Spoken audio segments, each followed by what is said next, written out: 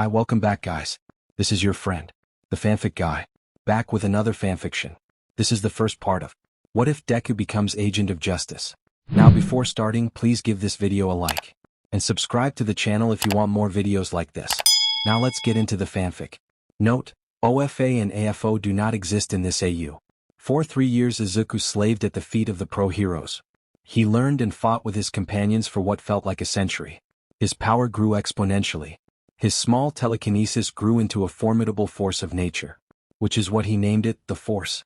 But no matter how powerful he is, he will always be discriminated against it.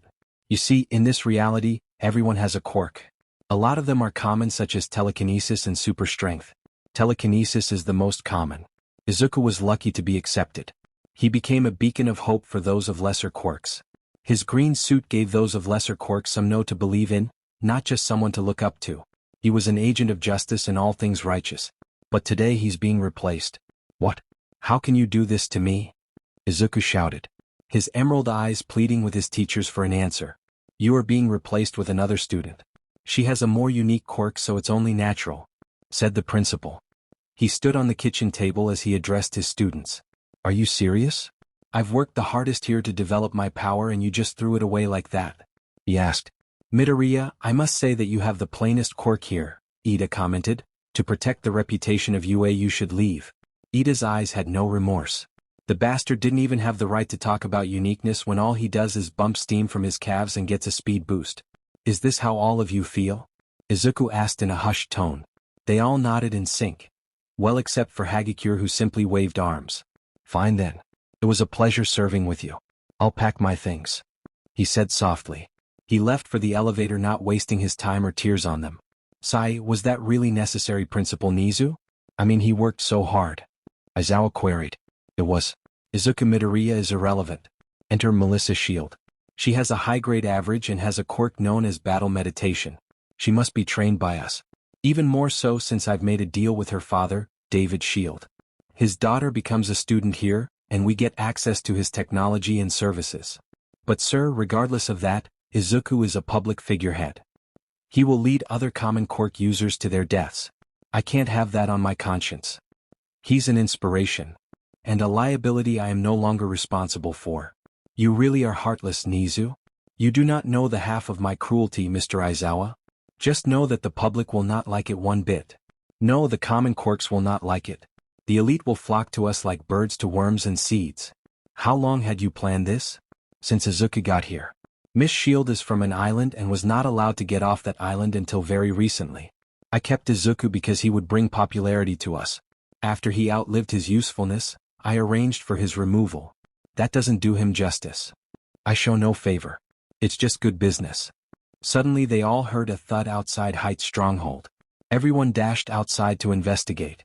Upon arrival they saw a corpse lying on the ground, lifeless with no expression. It was Izuku's. His green locks were tainted by his own blood. The girls shrieked and some vomited while the boys looked on in regret and pain. How unfortunate. For a man so powerful. He couldn't handle the shock of being let go. Pitiful. Minutes earlier, Izuku was in his room packing his things and silently cursing. Suddenly he heard a knock on his window. He looked out to see a man in a dark green costume with a bow and quiver strapped to his back. Izuku walked over and opened the window. Who are you? I work for your father. Prove it. The man lifted his sleeve to reveal a diamond tattoo made up of 4 smaller diamond designs. The top left and bottom right were black and the opposite shapes were red. I will come. Izuku closed the window and exited his room, making sure not to make any noise. He made use of the elevator and got to the summit of Heights Alliance. Why did my father send you? He has offered you a deal. He knew of your impending failure to remain at UA and created a contingency plan. Contingency plan? You mean he knew I was going to be expelled? No, not exactly. More like, he had a hunch. You may or may not know, but your father isn't just some rich guy. He also runs a small, government-approved vigilante program called the Agents of Justice. We work above the law and bear the burden of death and sacrifice. We set things straight and live by a creed. Our mantra is what guides us. Mantra? What is it? Justice is blind, not heartless. What does this entail? You get a small house in a rural area. Steady pay for food and amenities. Utilities are paid for. You work 5 days a week and give a monthly report. Now, do you accept, Mr. Midoriya? Yes. Good. Now you must die. What? The archer pointed to a body bag leaned against the grill of the roof. We've prepared a clone. You will push him off the building, ending your life as Izuku Midoriya and restarting it as the next Revan. Revan? For centuries the role of Revan has been passed from father to son. It is a role of justice and truth. The armor that comes with it is pre-made by the father and passed down to his son of a student. The mask is to be forged by you and you alone. Now then, kill yourself. Izuku used his quirk to slowly raise the body out of its bag and guided it over towards the ledge. Goodbye everyone. See you in hell. Izuku was given an address to a respectable neighborhood with a low population density. He wore a hat to hide his hair and sunglasses for his eyes. He entered the house after unlocking the door with the key. It was a basic home. 2 bedrooms, a kitchen, bathroom, living room, basement, and laundry room. He spent some time inspecting the area. Quite plain. He mumbled. He made his way to the basement and looked around. It was dusty and in disarray. Perfect for hiding a secret door. Behind a painting was a keypad. Izuku proceeded to remove said painting and created a passcode for later usage. He chuckled at his slight immaturity and hit enter. The wall came undone and folded inwards and up. It revealed a white room fitted with tech and 2 holding cells. At the end of the room was a suit. It consisted of a thick black armor plating made of carbon nanotubes. The trousers were fashioned from Kevlar. Izuku inspected the clothing and nodded in satisfaction. Beside it was a workbench. It had materials and the tech to construct his helmet. He took inspiration from his grandfather's helmet and incorporated a T-shaped visor. To my son, if you are reading this, then you have accepted my deal. This sword is crafted from adamantium and imbued with a rare crystal known as a kyber crystal. The pistol's airsoft without a compressor. Use your quirk to compress the AI-R.IT is practically indestructible. Use them well, my son. Time to start training. Elsewhere 5 days later. Sirens whistled outside a bank like birds chirping in the morning. It was a classic holdup of hostages. One guy with a shark head and another with hella long fingers. Ladies, his DMS are open. 5 hostages. We're inside. What we gonna do? They got the building surrounded. The shark asked. His broad shoulders and blue skin had sweat dripping. We'll think of something. Just stay calm. Little did they know, the police at the back were all unconscious and oblivious to an impending force of nature. A strange man clad in strange black armor and a sword in hand. He made his way to where the villains and hostages were. Hey, who are you? Asked the shark man. No one you'll remember. The stranger's voice was inhumanly raspy and augmented until he sounded like a robot. Yeah? Why you say that? Asked Daddy Longfingers. The man tilted his mask head. It's actually quite simple. It goes like this. You run towards me. I stand here. I then impale you with my sword, then you die. I let these people go and I go on my merry way. He said sarcastically. Says who? So declares, Revan. Using his quirk, Revan basically yeeted the hostages away and taunted the aggressors. They watched on as the shark man rushed Revan, but it was a mistake. Revan front flipped over him and did a 180, only to be slapped away in the chest as the adversary turned. He was knocked to the floor and quickly went to his feet. Damn. I've gotten rusty. He mumbled. He rushed his foe with inhuman speeds thanks to his quirk helping out with air resistance. He stabbed with his sword and thankfully it made contact in the man's stomach. Revan reclaimed his sword and sighed. That wasn't too hard. You bastard. Shouted the unimportant accomplice. Joe. Oh yeah. Almost forgot about you. Don't underestimate, Gyak gulp. Incoherent blabbers were uttered. The thug grabbed at his throat relentlessly as his life force left his body. See you in hell. Crack. The thug's neck had been shattered brutally. He fell to the ground with a thud and the onlooking hostages began to scream.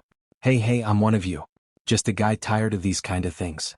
He reasoned, taking several steps forward. It was then we noticed that the hostages were all female. The males who were security were already dead. Not any closer. Stay back. One of them shouted. Ah, you are a bold one. What's your name? Ahika Takahara. She said with fear in her voice. I'm Revan. Nice to meet you. I think I'll be going now. Oh, okay. Are any of you hurt? He asked. They shook their heads. Words, people. Use them. Kinda hard to talk to a murderer, said another worker. Her name tag said Hamino Yasumo. Well, my Hamino. Life is cruel, why should death be any worse? What if they had families? She queried. Then cry me a river. He replied coldly. You're a monster. Yes, well, the enemy of your enemy is your friend. And I am the enemy of scum like them who take sweet young ladies like you hostage. Chp. Hands in the air. The feds are here. Hello, fellas, Izuku said, turning around, sword raised. Drop the sword. No. Drop it.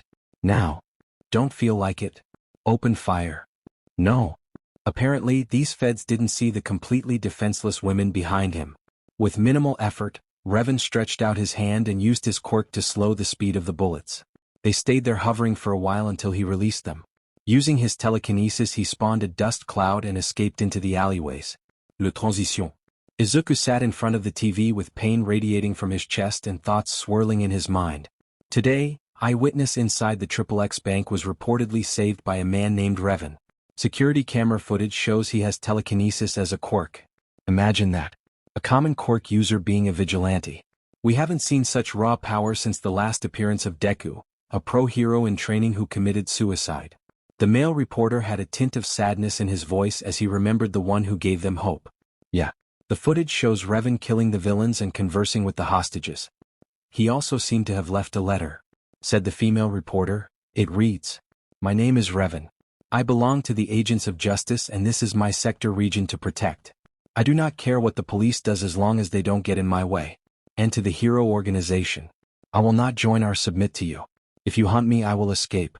And to you, keep your students safe. You might lose them on the job. See you in hell. So begins my reign." Damn. That guy hit hard. Melissa POV first person. Revan had been rampant for almost a month now, thwarting villains as if he were a hero but killing them after they were defeated. He's a murderer and I despise him. He looks imposing but he has a quirky personality.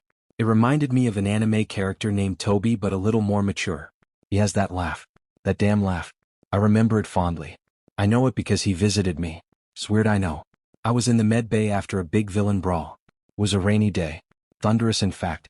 The flashback. I laid in the cot with my eyes wide open. My golden locks were in a ponytail for easier management. It bothered me so I removed the scrunchie binding it and let it flow over my face. RG was on lunch break so she left me here to recuperate. The rain was falling. I felt at peace hearing the drips beat the roof. The thunder roared in my ears and lightning crackled violently. Then he appeared. He was just standing there over me. "Hello, Miss Shield." A robotic voice called. I turned my head to see the masked menace, Revan. Had his sword strapped to his back and one of his pistols in his hand. He looks absolutely menacing. Scream and I make sure David Shield and I have a meeting. He threatened. I kept my mouth shut. I've been watching you. You and I used to be friends, you know. I don't keep company with murderers. Why is that always the first thing you say when they meet me?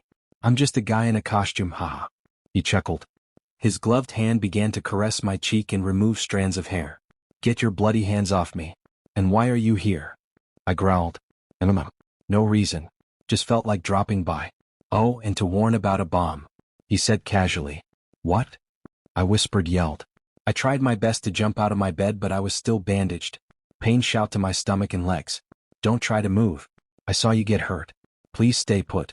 I don't want you even more hurt. His voice was laced with genuine sympathy and care. I should know. I stopped trying to get up. It is quite simple. Submit to me and I deactivate the bomb. Try refuse and I blow them here and now. Never. Try again. I will never submit to you. Let people die. I don't care. I will not follow or obey a monster like you. What did I just do? He began laughing. Laughing as if he were amused by my response. Sick bastard. Good. Your answer is pleasing. He said with a devilish chuckle. There is no bomb. I was simply testing you. You have darkness within you. A darkness that I will use. Until we meet again, my dear Melissa. And like that, he was gone. With Revan in the present time. My mind dwelled on the conversation I had with Melissa. The darkness in her heart was great, yet she could not see it. I'll eventually recruit her. I was shaken from my thoughts when I heard screaming. I was on my way home in my outfit, going through the forest when I heard screaming and the roar of gunfire. It would appear a house in the neighborhood on the other side of the forest was having quite the trouble. I ran over there and into the house. I heard screams. Third person. Please. Don't hurt her, PL-. A boy not even old enough to buy a six-pack had just died by a stab wound. I'm tired of your bullcrap. You're next, shouted a man. Without thinking, Izuku brandished his pistols and made his presence known. Don't move. The attacker turned to face his newfound enemy. Hey, get out of... Izuku used his quirk to build pressure in the pistols and then pulled his triggers. The attacker fell to the ground, dead. Izuku rushed over to see a bloody scene. A woman and boy laid there, marinating in their own blood. Lying there was a little girl. She seemed to be about 14 years old and was muzzled with bamboo. "Are you hurt, little one?" he asked, stepping forward. She moved backwards, trying to get away from the imposing figure that dominated her height-wise. Izuku kneeled in front of her and removed his helmet, revealing his locks of green. "I won't hurt you." His voice was soft and mellow. He reached and removed her muzzle. "Father, go, mother, and brother. Alone." She spoke. Izuku noticed her teeth were vampiric. He began piecing everything together. Abusive father. Abused mother and daughter. Neglected son. Father must have gotten tired of them. Decided to end them. "You are safe now. What is your name?" "Nenini Zuzukeo." Izuku also pieces together she was probably illiterate. "Nzuko? I'm Revan. I'll take good care of you." "Okay." Nzuko leapt onto his chest and began sobbing heavily. He stroked her hair gently and whispered fatherly nothings into her ear. She later awoke in a soft bed and tucked in. "You're awake," Revan commented. She swiveled her head to gaze upon her new host. "Nzuko, irom your fila. You're 15 years old, yet you have no educational background passing kindergarten." "I, taken from school. No one would take me, because I am a monster." Tears pooled at her eyes and began to flow. "Nzuko, I see no monster. What I see in my eyes is a sweet little girl who needs a mentor. Will you let me teach you?" he asked softly. She peered into his dead green eyes and nodded. A week later and Nzuko had begun learning to read and write. She learned quickly and had been making exponential progress. Unfortunately, she had taken ill. During her abuse she was poorly maintained. Her immune system was failing. Organ failure was imminent. Izuku needs to find a doctor who had enough knowledge and skill to help her. But none of them qualifies. Doctors in Mizurufu are only good for family care and stuff, and Izuku didn't have the jurisdiction to take a doctor from another city. The Reverse Flash. Yabard Thawne. A villain turned AOJ, agent of justice. He was based in Central City while Izuku was in Mizurufu, which is an Asian-run city. RF and Izuku had become friends during this past month since they were both new to the job. Right now they were in a bar talking about work. "What do you need, Iabard?" Izuku asked softly before taking a shot of his whiskey. "I hear Nzuko has taken ill. I've come with a proposition," he stated while taking a sip of root beer. "Ah, that's good stuff. My nemesis the Flash is bugging me. No matter how many times I break him, he gets fixed," he said, obviously annoyed. "How do I fall into this?" Izuku queried. "I found his personal physician, Caitlin Snow. She's here in Mizurufu. Get her out of this picture and I can slow down the Flash a little, making my job easier." "Deal." "Where do I find this Caitlin Snow?" Iabard smirked. He raised his drink and took a shot. "POV. I don't usually travel to Mizurufu, but I had to attend a seminar by a senior Japanese-American surgeon from another city. It was almost over, so I decided to check out early. Plus I already know everything he was discussing better than most other doctors." I left the seminar with my handbag fixed over my shoulder. I exited the building and walked to the train station. I was walking past an alley when I felt something grab my arm and drag me inside. My attacker covered my mouth and spoke, "Scream and I slit your throat." His voice was almost robotic. It belonged to a man I've heard on the news. He released me and made me face him. "Hello, Dr. Snow." I was breathing heavily. I took the time to inspect him. He was tall. Like really tall. He had to be around 6 feet 1 inch or maybe 2. His breathing was staccato, making him even scarier. I stared into his helmet. He gave no emotion. No sign of worry. This was the man named Revan. My eyes trailed downwards. His outfit was simple and rugged. It looked casual, but I could tell it was a higher grade than most. He had pistols on his hips. I hope they aren't for me. I felt his finger under my chin, forcing me to look up. "It's rude not to make eye contact, Dr. Snow." The man in front of me was a murderer. "Why, you're a murderer? A monster. Please, don't hurt me," I pleaded. "I won't hurt you yet. I need your help," he said humbly. "And my help?" I asked skeptically. "The doctors here in Mizurufu are, how do I put this nicely?" He tried to find the right word. "Subpar?" I intervened. He cocked his head to the side like a curious puppy. "I was gonna say mediocre, but that works as well," he said casually. "Anywho, I need your help. Medial-wise. It's urgent." "You're dying?"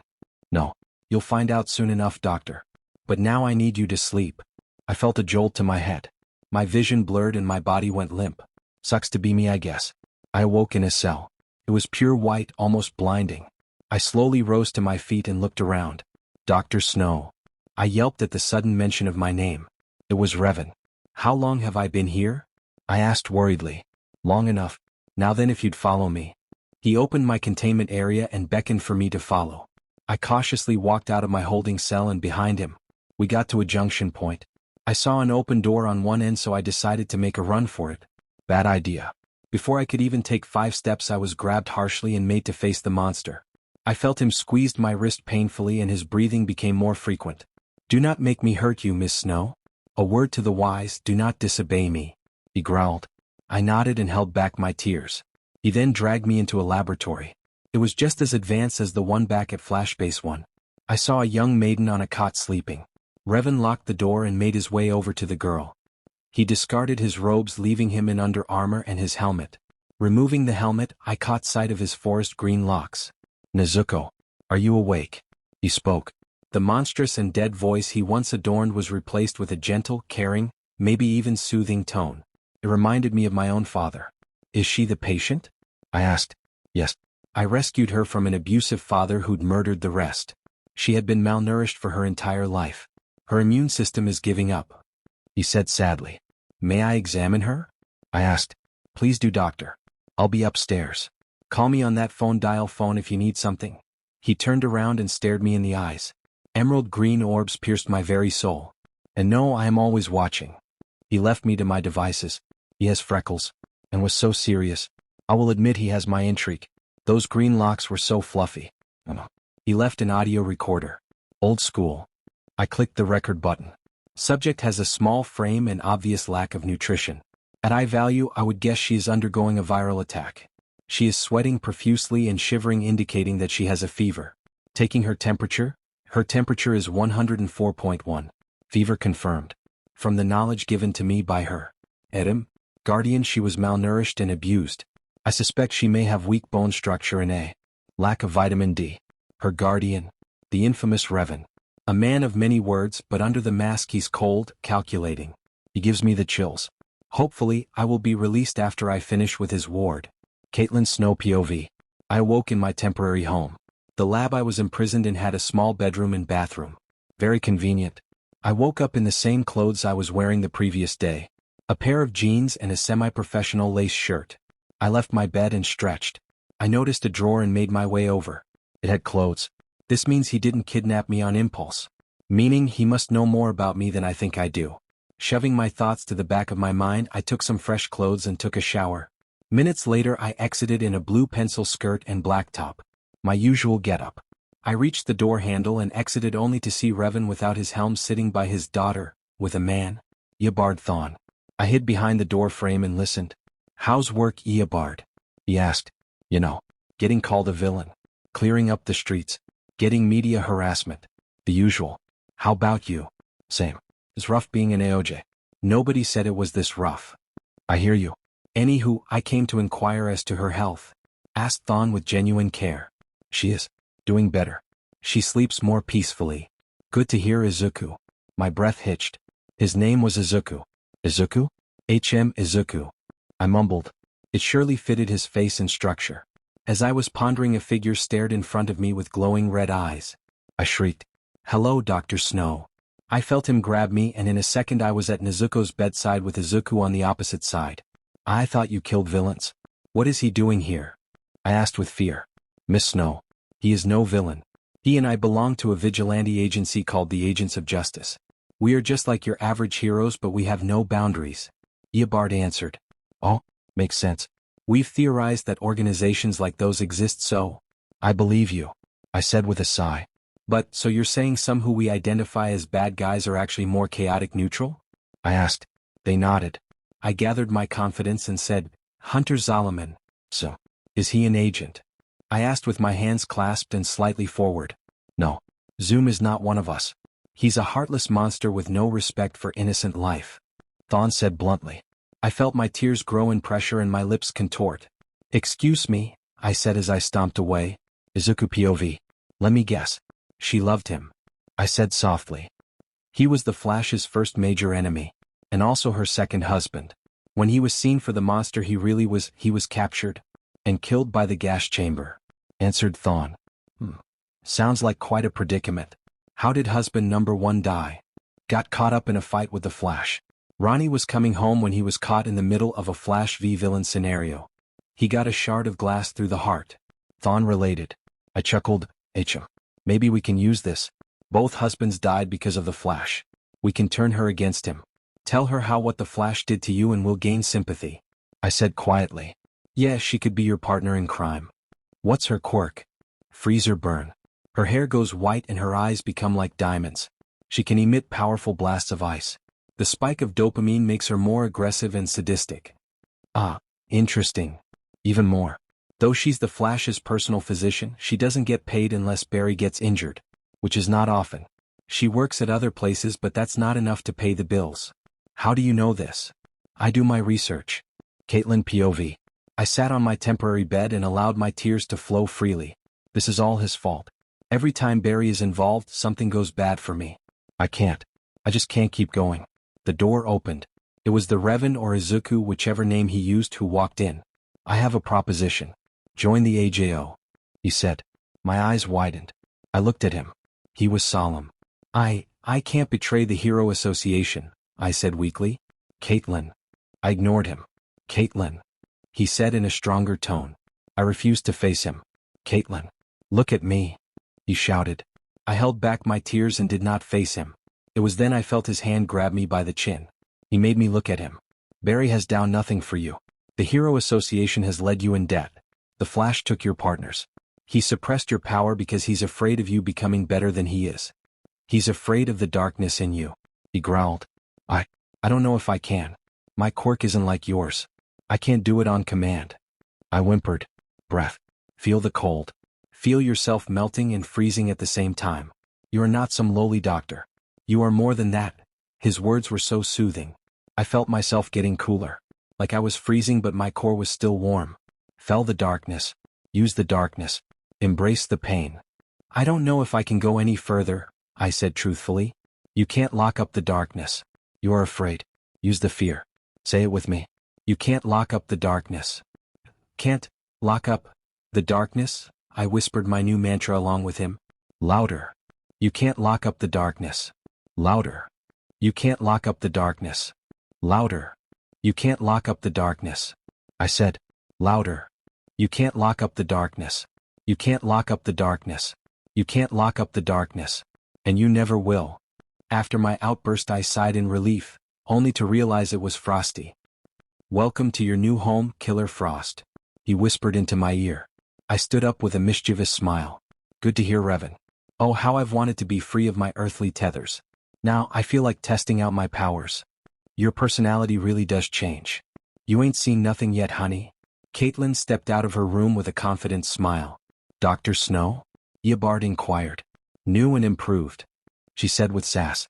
Thanks to Revan, old boy over there, I have accepted myself and decided to become an agent. All right. I got to go now, but I'll tell the bosses. See ya. He zoomed off with glowing red eyes in full view. Can you please check my daughter, Dr. Snow? Izuku asked. Sure. Her hair returned to its original brunette form. She walked over and ran her diagnostics. She's recovering. Her fever has ended and all fluids have been replaced. She'll wake up tomorrow, Caitlin said confidently. Good. We can begin your training. Really? I haven't used my quirk in years, she said with glee. Oh, and you get to make your suit. Yippee, she said with her arms in the air. Izuku POV. Are you ready? I called. Yes. It's a bit tighter than I thought, she yelled back. I chuckled. I'm sure it'll fit. She stepped in her suit, though not in her quirk form. It was blue and black. The inner pier was a sleeveless Kevlar bodysuit with Duraleather add-ons. A symbol was on her chest resembling a snowflake. She had almost shoulder-length gloves and knee-high boots. The final piece was a mandarin collar coat. You look good, I complimented. Thanks. So what now? She asked. I equipped my helmet and said. Now I lay down the law, I said, switching to my Revan persona. Let's see. Caitlin's hair turned white and her eyes shimmered with a white-blue glow. She formed an ice spike in her palm. Hand to hand. I asked. Hand to ice you mean? She retorted. She lunged at me with average speed. She slashed randomly with her icy blade as I blocked with my wrist guards and the occasional chest. She wound up to slash downwards. As she did so I clasped the blade in between my palms. Not bad. Busy not good enough. I broke her blade and kicked her in the chest across the room, making sure not to hurt her. Hurt her too badly. I lifted with my telekinesis and forced her into the ground. She was pinned but had enough will and strength to lift her hands and fire a barrage of icicles at me. It broke my concentration as I side-flipped out of the way. She made another ice blade. This time it looked more like a failed sword blade than an icicle. She was trying to manipulate her constructs. I smiled a taunt at her. She threw her blade, which I deflected. While I was distracted, I felt a sharp blow to my chest and my body hit the ground. Frost triumphantly placed her left foot on my chest and started laughing. Ah, did the big strong hero get his ass hooped by a girl? How sad. She mocked. I looked up at her and she had an oh-I look. I grabbed her leg and wrapped my feet around it. Dragging her down, I rotated my body so she'd go down faster. You okay? I asked. I'm better than okay. I feel alive. I feel free. Thank you, Revan. My name is Izuku Midoriya. Wait, the UA student that committed suicide? Pushed a clone of the roof. I guess legends never die. They do, just not like that. They die when people don't remember them. Oh. Your death should happen at any moment now. What? Every AOJ had a normal life till one day they were reported dead or missing. We work fast, so your death should happen by tomorrow. I had moved Nzuko upstairs with Caitlin following behind me. I sat down at her bedside and gently caressed her face. Her eyes flickered open to my surprise. Father? She called. Hello, little one. How do you feel? I asked. TTIT. Tired? I finished. She nodded. Her eyes wandered to Caitlin, who stood above me. This is the person who took care of you, Caitlin Snow. Hi, she said weakly. Hi, I'm Caitlin. But you can call me Kate if you want. Okay, Kate. I stood up and whispered, stay with her. I'm going to work. What? I want to come. She fought back. You're not ready, nor are you registered, I told her firmly. I began walking off when I felt her grab my wrist. I removed her wrist and grabbed her by the shoulders. You are staying here. Understood? Why, yes, sir. But. She stuttered. Enough. Today I'm gonna go provoke some old friends of mine. You may as well know. Every 100 years, a generation of gifted quirk bearers and born. Their potential is far superior to anyone else. I was born in that generation. But so was everyone else in my class. So listen. Imagine this. The most powerful quirks in 100 years being trained by the #1 school in the entire world. This is no place for a rookie. You will stay here. Understood? Yes, sir. Good. Your obedience is much appreciated. Izuku POV. I saw Dynamite and the Grand Uravity, yes, that's her new name, on patrol as I peek out of the alley. I sighed deeply and placed my helmet. The HUD was plain so I wouldn't get distracted. I conjured my persona and stepped out. I casually walked across the street to the appall of the onlookers. Hey, isn't that Revan? I had a bystander call. Hey, it's Revan. Revan, you are my hero. Called a young lady. Hey, thanks. I replied. He's no hero. He's a murderous monster. And we're gonna take you in. Katuski boasted with his finger outstretched. Oh really? Be my guest. I taunted. TGU, the Grand Uravity, pulled out several darts and threw them at him with surprising speed. I used my quirk to stop them, but Katuski decided to blast his way over. We entered hand to hand, though Katuski made sure to set off explosions with each of his ferocious punches. I kept them suppressed, but it still hurt. I punched him in the gut, setting him back. TGU snuck up behind me and reached out to make me float. Too bad I was too fast and flipped forward. Hey, leave him alone. Revan is the real hero. Onlookers shouted. I chuckled. I have the people's support. He's nothing more than a damned villain. My old bully shouted. No, you're only a real villain if you get caught. I taunted. Now I'm in trouble. I felt my body freeze and my limbs stuck in place. Shoto frickin' Todoroki. You froze me. Howitzer impact supreme. I'm a dead man. What's worse, a kid had snuck from his parent and was running to the scene. I forced myself to break free and rush to the boy. I dropped to my knees and faced the coming explosion. Katsuki was higher up than usual due to Ochako's quirk. I summoned my strength and raised an invisible barrier.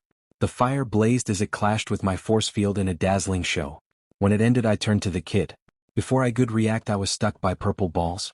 The kid was Mineta with his signature smirk. I get it. He must have hidden in the crowd and better on me trying to save him. Smart man. Huh. I wonder what ugly bastard is under this mask. He cackled. Mineta. Move. Katsuki shouted. He was going to blast me just in case.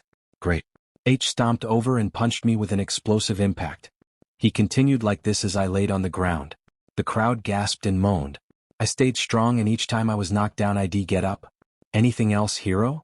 I asked. He growled as he grabbed my helmet and detonated. Your days of villainy and murder are over. He shouted. No, they aren't, shouted a femme voice. In the wake of my beating, a woman appeared with snow-white hair and glassy eyes. Revi baby, why don't you introduce me to your friends? She said sarcastically. Killer Frost? How you get here? I asked. Red Eyes gave me a ride. Anyway, besides that, get your scummy hands of my Revi. I saw as she breathed ice and froze Mineta and Ochako in place. Go to hell. Bakugo roared. Frost dodged his attack and summoned an ice wall. I saw Shoto making his way over so I force-pushed him into the wall, knocking him out. I drew my sword and shakily got to my feet using it as a cane. By now Bakugo had broken the ice wall. He punched Frost in the stomach and basically threw her to the floor. I drew my left pistol and shot him in the kneecap and elbow. I limped over to Frost and summoned a dust cloud. I slung her over my shoulder and carried her home. Killer Frost had awoken halfway into our trek home. We walked the distance in complete and utter silence. I led her through the forest and down a hidden hatch to the lab of my base. When we were safely inside I spoke. I gave you explicit orders to stay here. I said menacingly. I saw you in TV. You were gonna die. You were at a bigger risk of death than I was. You disobeyed my clear and defined orders. Can you swallow your pride and admit I saved you? This has nothing to do with my pride. I screamed. I threw off my helmet and walked towards her as she walked backwards. Though she had the adrenaline in her system I could see the fear in her crystalline eyes. If someone gets hurt because I was weak, that's my fault. I don't want your death on my conscience. But. No buts. Thank you for saving me but that was dumb. I chuckled. She titled her head in confusion. I felt a certain pull to her. The fear she irradiated was tantalizing. Her snowish beauty entrapped me. Her subtle breaths made me hallucinated. I grabbed her by the hand and drew her close. Welcome to the AOJ Killer Frost.